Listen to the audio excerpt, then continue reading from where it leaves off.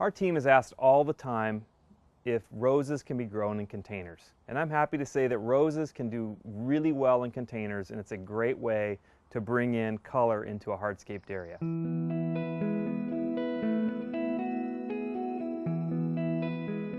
Hi, my name's Ben with Heirloom Roses. I'm going to walk through the simple steps of selecting the right container for your roses, planting your roses into a container, and the easy things you can do to make sure that rose stays healthy in that container for a long period of time.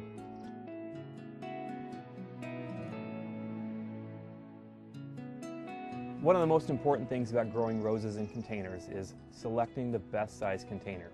So we always say that in containers with roses, bigger is better. And the bigger the container you can do, the better. So we have these larger ones here, which are optimally suited, down to this smaller one. And this smaller one is approximately 3 gallons, and that's about as small as we would go. When you're selecting a container, there's usually a vast array of the expensive to the really inexpensive.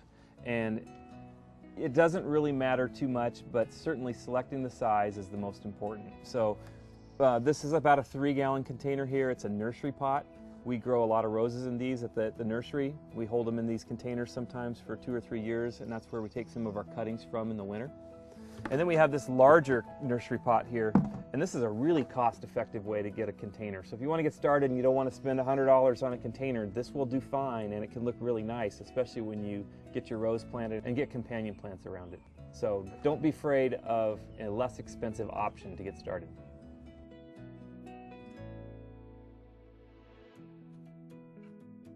The second most important thing when selecting a container is to make sure that there's good drainage. A lot of containers you'll find don't have drain holes in the bottom, and it's imperative that they have drain holes. Roses don't like to sit in water, and if you're watering that rose with no drain hole, it's going to do terrible.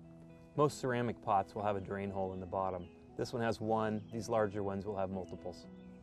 If it's a wooden or plastic container with no drain holes, you can go ahead and drill some. And what I say is maybe 3 or 4 1-inch holes in the bottom of a container is adequate.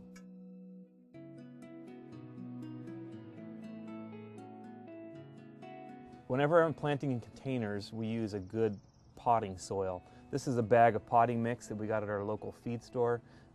Your garden center should have that. What I would watch out for is anything that has fertilizer in the mix. Sometimes these young plants don't like a lot of fertilizer, and we water with liquid fertilizer. If you can get a potting mix with no fertilizer in it, that's best.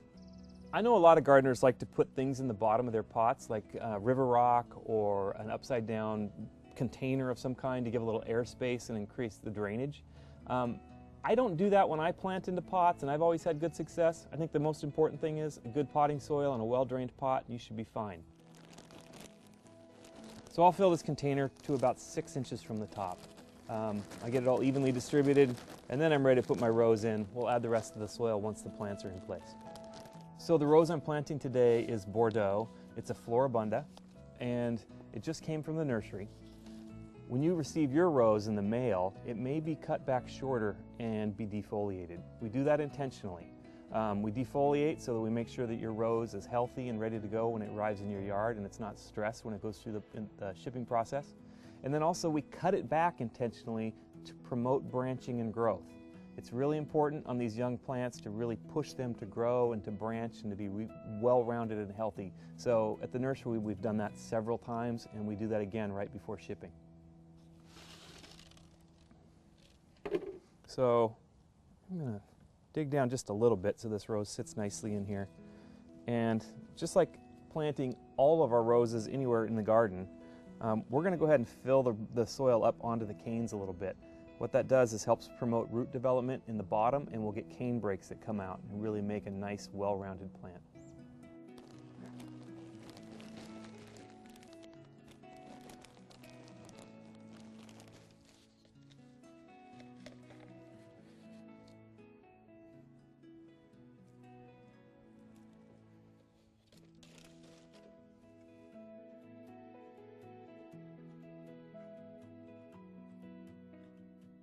So roses planted in this pot, and we could proceed to the other parts of watering it in and taking care of it. But before we do that, I want to talk about companion plants. I think a rose like this looks really good when you add companion plants around the base. It gives a show of color that flows over the pot and really makes it look classy. So if you're selecting companion plants to go in underneath a rose, it's really important to pick ones that will trail and cascade over the sides. And I've done this with petunias before, and you get a lot of growth and a lot of great color, but what happened is the petunias start working their way up inside the rose. And the rose flourished and grew, but the petunia did too, and what it had is this mound of petunia and rose together. And it looked really good for a while, except that the petunias took over and the rose, to the rose's detriment. So I wouldn't recommend petunias. Pick something that's going to be less aggressive and will cascade over. So one of the things I've been adding into my potted roses this year has been some white alyssum. I've got blue containers around with roses in them, and I like that white look trailing over the sides. Alyssum is a pretty aggressive grower and will fill out nicely. Lobelia is another one, and it's all personal preference at that point. But for this pot, I'm going to actually use some sedum. And I really like putting sedum in around the bottom of roses. It will fill and grow over the top. It's also a good way to keep moisture in the pot. It's going to fill in around the base really well, and it does great in warm climates.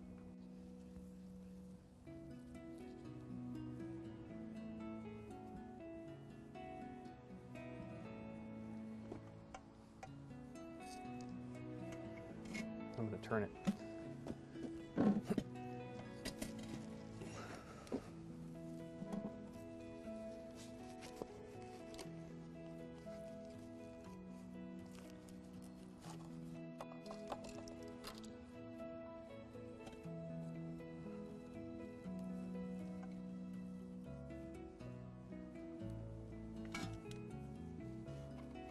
And then I'll put one on the back side as well.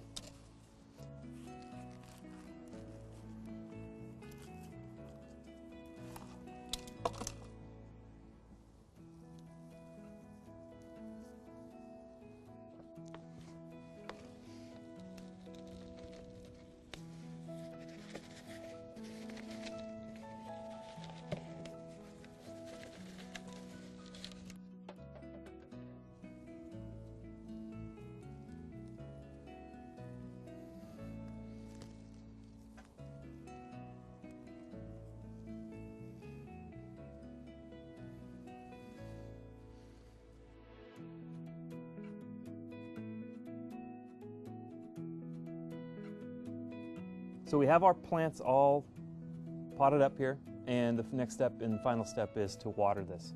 One of the most important things when watering is to also include a liquid fertilizer. I liquid feed every time I water my plants in a container. It just gives them everything they need to do well, and it's a low level of nitrogen and other essentials that make that plant really healthy. One of the most common mistakes we see with growing roses or any plants in containers is people using granular fertilizer. Granular fertilizer should never be used in containers. Granular fertilizer is too strong of a dose and will build up salts and actually make the soil in the container toxic. So don't use granular fertilizer. We can't say that strongly enough. Don't use granular fertilizer whenever you're planting in containers. Always use a liquid fertilizer. I'm a big fan of fish fertilizer. I know it's kind of stinky, but it works really well. It's got all of the nitrogen that the plant needs, plus a whole lot of other micronutrients and biologicals that enable this plant to have a really healthy, great environment to grow in. And it's gentle enough to use in containers. So what we say is 4 pumps per watering can.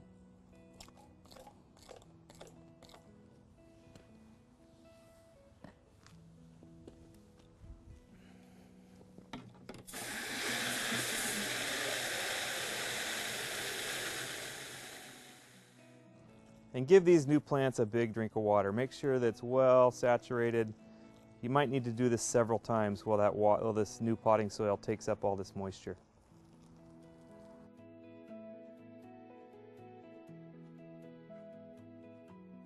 So our 1-pound bag of mint compost has just the right amount of mint compost to top dress about 2 plants.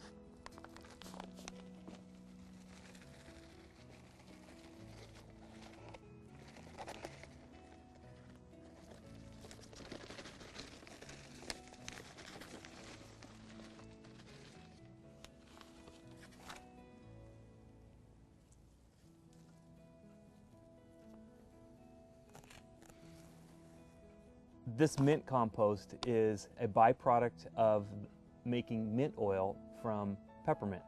Our neighboring farm has peppermint on it, and this is part of the leftovers from the distillation process. So it's all natural and a really great way to top dress your plants.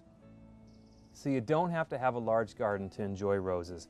Planting roses in containers like this with other companion plants is a great way to put some color on your patio and enjoy roses all summer long. For more information on growing roses and to select the right roses for your containers, visit us at heirloomroses.com.